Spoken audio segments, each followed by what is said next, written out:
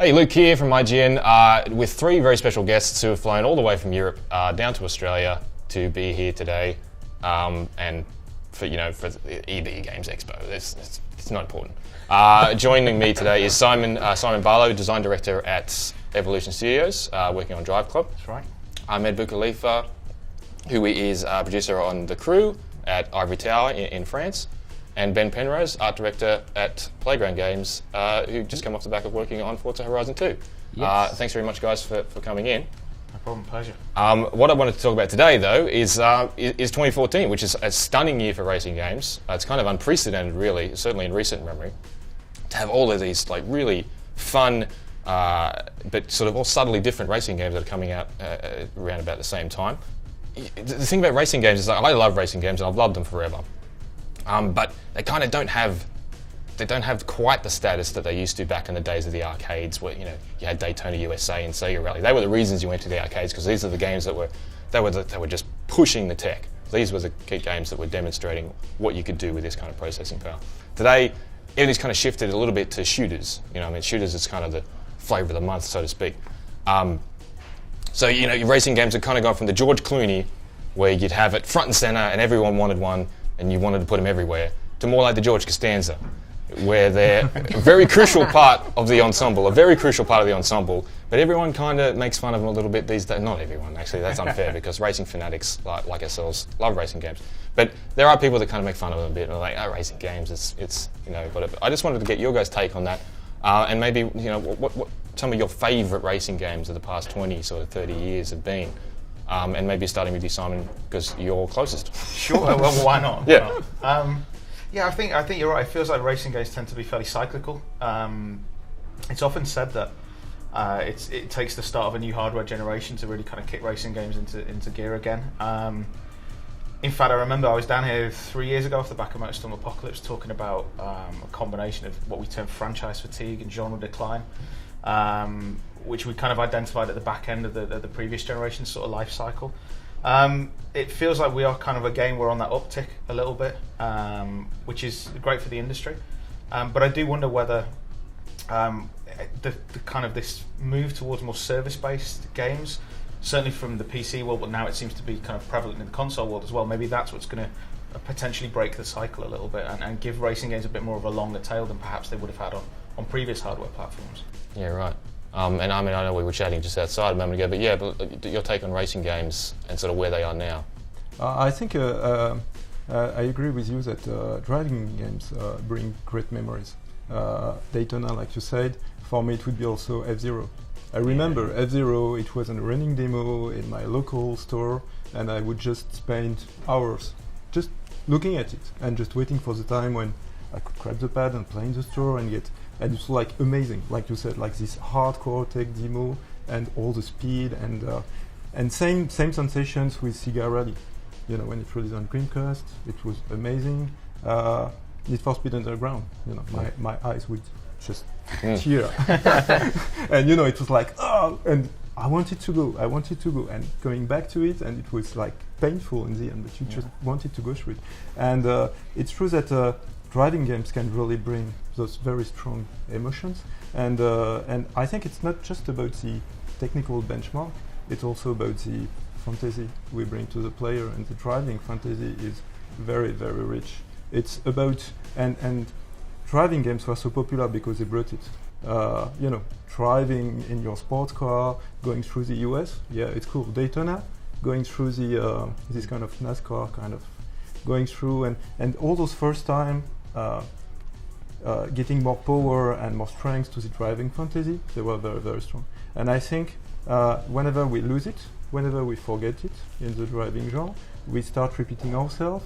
And of course, interesting stuff come all the time, all over the place. And so, everybody's grabbing for attention. I think the driving genre is still very, very rich to bring new emotions, because driving in real life is super rich.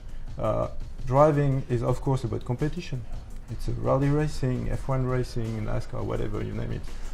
It's all the fantasy of illegal driving and illegal at night in the street and everything. It's driving with friends all along the open road and exploring and all of that, we were talking about, I think today is really a cornerstone where we can really refresh and renew through the, it's a cornerstone because not only do we have more power, but we are connected. And connecting people and using this power to expand the experience, make things different. And here we are. It's interesting to compare how we go through our games. Sure. We're not going to do a contest of who's the nicest and the biggest, but I think it's really what we're all about today. Yeah. And it's really a time now where, we get a very strong base of car fanatics that have always been here, that will always be here, and that are really longing and looking for all the new stuff we're bringing. But I think also we're bringing so much new stuff today that it's also a good time, like in the past, to bring back our games to the forefront of gaming and to try and go and bring new players into it. Yeah, right. And Ben, I mean, what's your take on sort of the state of racing games and sort of the nature of 2014 as kind of this this kind of renaissance of racing? Yeah, well, I kind of agree with exactly what's been said. I think the way I've always seen it is very much based around that cyclical kind of just re-emerging trend kind of thing. The racing games used to be huge. I mean, loads of people bought a PS2 for Gran Turismo. It was like the thing, right? I did the same myself, and I think perhaps there's two things going on. One, we've had enough of a break for the racing thing to become interesting again, and for that whole trend to become big again. But then at the same time, I think there's a lot more genre fatigue around some of the other genres now. I mean, so the shooter thing, they're just everywhere, and there's specifically lots of kind of very serious, realistic shooters going on, and you can see that even those studios are starting to mix things up a little bit now because they're realising that people want something fresh. And I just think it's a really advantageous time to be making a racing game, especially with, like you said, with the move to the new hardware. It just lets you do so many more things, and it's a good time to be making racing games, basically. Yeah, right. And listen, I sort of look back when I was a kid, and the kinds of things that made me buy consoles or attracted me to games, and I remember things like Colin McRae Rally, the first one, where that was the entire reason I bought a PlayStation 1, and I'm in the car, and I'm like, I'm in the car, and there's water splashing out of the fenders every time I go through a stream. This is out of control. It's like, how can this be? And now we're looking at it. We're looking at like raindrops like streaking down bonnets, and we're like looking at the individual stitching on people's like steering wheels, and we're looking at game worlds that just dwarf like anywhere else, and kind of like vistas that are just like plucked straight from a postcard. You know what I mean? But where do we go now? Basically, like if you're a racing game fan and you look at the kind of racing games we're playing now compared to the games that we were playing 20 years ago, what do you think is going to be sort of the next thing? Like, it can't just be that we'll be having better looking and sounding racing games, and I know that connectivity is like a big thing with all of the racing games that are coming out in 2014. I wonder though, sort of what will be next. Simon, do you have any thoughts? Sure, I think the technology takes you so far, I think, and all of the innovations, I think, kind of the three titles that we've sort of discussed today that I guess we're representing, all do a slightly different take on it, and they use the technology and harness it in different ways. But I think all three games share the same ethos, which is you use the technology to serve the greater game. Games will get better. I remember sort of looking at Colin McRae myself and thinking graphics will never get any better than this. And you believe it because it's really hard for you to predict the future. And that's what we do for a living. We have to try and predict the future as best we can. But ultimately, you have to, I think, bear in mind that whatever technological innovations you make, whether you are, simulating, whether you are hand stitching, the leather as you described, it's in service to something grander. It's in service to something bigger. And I feel that, for me personally, what I and the team set out to do was to try and bring about the emotional connection that you have with racing, which is a little bit different than perhaps what games have done in the past. I think now we're starting to see the technology at a level where you can recreate reality, so where do you go next? And it's the subtle differences now, the subtle feeling and that kind of raw thrill of racing, high performance cars in these beautiful locations that perhaps we weren't able to truly recreate before. Yeah, right. Ahmed? To me, it's I totally agree with what you see. It's you say, sorry, and I think just to go backward a bit, I think to me a cornerstone that really struck me or hit me was Gran Turismo, the first one. And I remember at the time we played an import Japanese version, and we had no idea what the game was about, except that it was incredible. And so it took us like a week to understand the very first driving license you had to do, which was just you have to stop between those two white lines in a limited time, and you don't have to go beyond that. And all in Japanese, nobody spoke Japanese, and we were like trying to retrofit the design of the guys because this looked so amazing, and we wanted to play it, but we had no clue, it wasn't translated or whatever.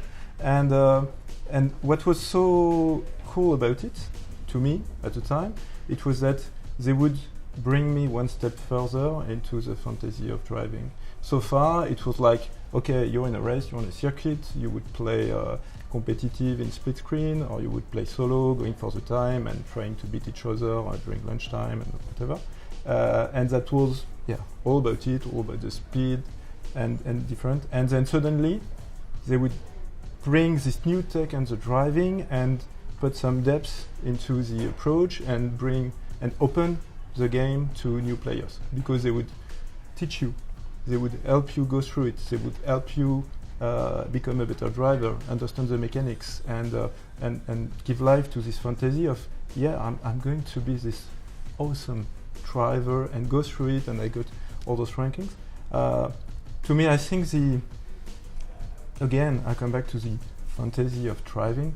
Of course, the tech is there now. We have connected consoles, so we can really build on all the social aspects, but it's not social aspect for the sake of it. It's social aspect because driving is social. What's fun about driving is driving with your friends.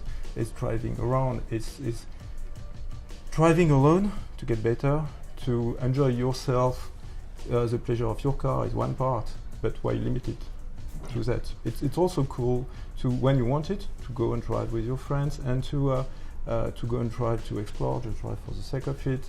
Just or compete synchronously, asynchronously. Yep. All those aspects which are, I'm talking game design, I'm talking technical, but it's all here to serve this trying to bring to life what loving cars is about in your real life, and allowing not only to live the real life fantasy but also the movie fantasy.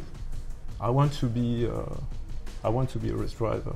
I want to be this illegal driver doing transport missions. I want to chase with cops. All those are driving fantasies, and the more we will be able to deliver those in just one big experience where you will feel always challenged and always renewed, the more we will put back driving in the forefront. I'm convinced. And Ben, I was just what are your thoughts here? Like, I know. So I mean, I think the driving fantasy thing is a really good point, right? And I think it's like Flo was saying, it's very multifaceted, and I think generally the reason there are so many games existing in the space and they're all so different is because they're all tapping into different parts of that fantasy.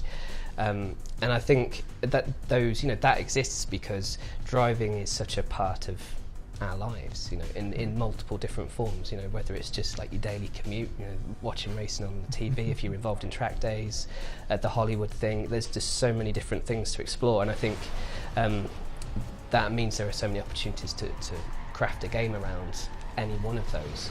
And I think, while we're going through this upsurge again, where people are interested in racing games, it gives people plenty of opportunity to invest some time and some money into exploring one of those opportunities. I mean, the whole open world thing actually is a great example of a particular part of that world. I think that it's still quite new, it's quite young. In a lot of respects, there are a lot of people doing it, and they're still kind of finding out how exactly an open world racer should work. And I think it will continue to evolve, and I think there'll be more surprises, Yeah, right. I guess, and I mean, we've been chatting for a while now, but when I look at you guys and I look at the studios that you guys are representing, and we got we've got some really, really incredible racing games that have incredibly dedicated fan bases. Like, you know, the WRC games that you guys used to make. WRC Rally Evolved is one of my favourite rally games ever. Motorstorm was a massive success for you guys. It resonated with people really well. Test Drive Unlimited is an absolute classic, game ahead of its time in a lot of ways.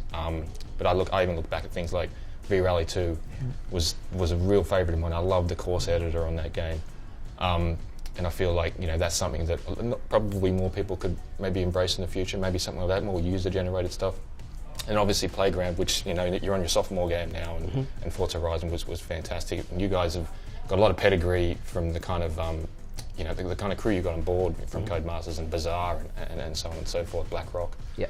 I guess what would you say to sort of the fans out there now? And I know you're going to meet a lot of them over the weekend out of the Big Games Expo down in Sydney, but the fans of racing games who are about to have probably the best year of video gaming ever, potentially. And that's what they're saying as well on the internet, right? It's just, yeah, it's like of course it is, yeah. They're not fighting at all. Some of you guys are not fighting at all.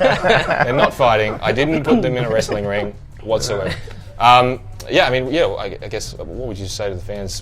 I think I guess we're all fans too, right? Because we've talked, you know, we all seem to be echoing the same points about this passion, this the fantasy of racing. That's, I guess, why we all got into doing this in the first place, and that's why we still keep doing it. We've all been doing this a long time now, and I think if you still keep that focus, you still keep that passion. Like I posted cars on my wall when I was a kid.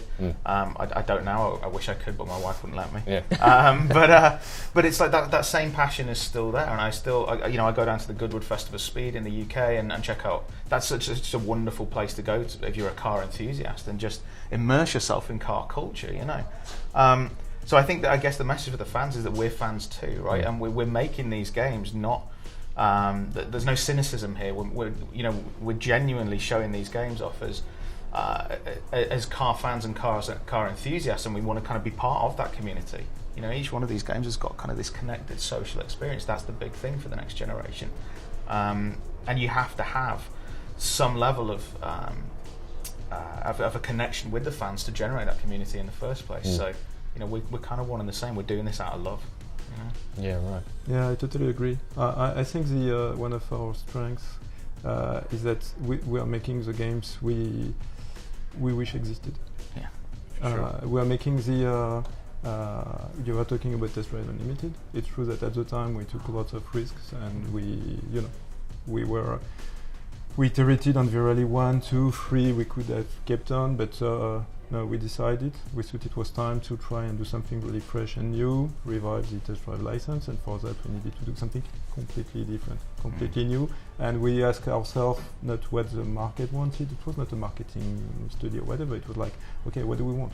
Where do we want to go? What's the natural evolution for rally games, for example? Because it was Virali, and at the time Virali, it was, there were other rally games, and the big, the really fresh element rally games put at the time was that it wasn't driving on a small circuit, it was driving on a long circuit where you could not so much learn exactly the track, but you had to adjust and like. And what were we missing? What would be the next element? What did we want to play? And we wanted to play open world. We didn't have all the answers. We didn't know exactly how it would turn out. We had this feeling that this is where we wanted to go, and we had to take the risk to go for it and prototype and work and discover on the way how it would turn out. And it went well, and it became a game, and it was Test Drive Unlimited, and we could release it. And but basically, it was a game we wanted to play. Yeah, right. And I think today it's and that's why we're so enthusiastic about our games, and and we really want them to work and to have some, everybody play them and come over, just so that everybody can share the vision and the fun we have, and so that they can share it together, because that's one of the big novelties we have today. It's that the more people come in, the more they will share the experience, and the more together they will participate in the vision. When you are talking, we are fans of our game and we create the game we want to play. I think the other big news we have today is that more than ever, We're trying to build our games with the players. We're trying to put our games in the hands of the players. We're trying to get feedbacks and to because we have our visions. We used to confront our vision with marketing. Now I think it's much more interesting to confront our vision with the player directly, and all this social buzz and everything. It's very concretely for us developers. It's talking and developing games. We're developing games for the players, and now it's a unique chance we have that we can really engage directly with the players, not only through playing but also through communicating, discussing, and ultimately developing our games together. It's really what we are learning to do today. As you were telling, we're all trying stuff and moving on. It's really some stuff we put a lot of effort and heart into today, because it's really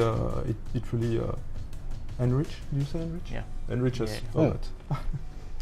Ben, what I guess what would you have to say to covered so much. I mean, fans for the it really is it's kind of a special year in terms of the sort of racing games coming out. So would you say to fans that this is really something to enjoy?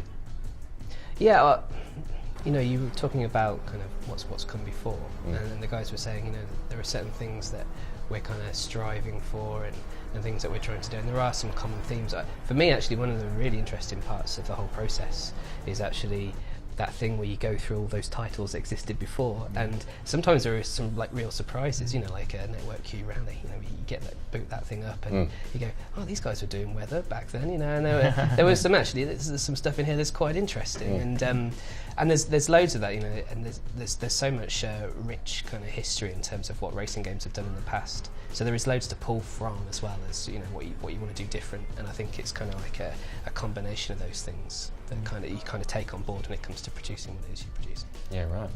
All right, guys. Thanks so much for coming in. I know you got busy schedules, but thank you, Simon. Thank you, Ahmed. Thank you, Ben. Cheers. For everything else on the crew, Driveclub, and Forza Horizon 2, obviously, and for more content with Simon, Ahmed, and Ben, stick with IGN.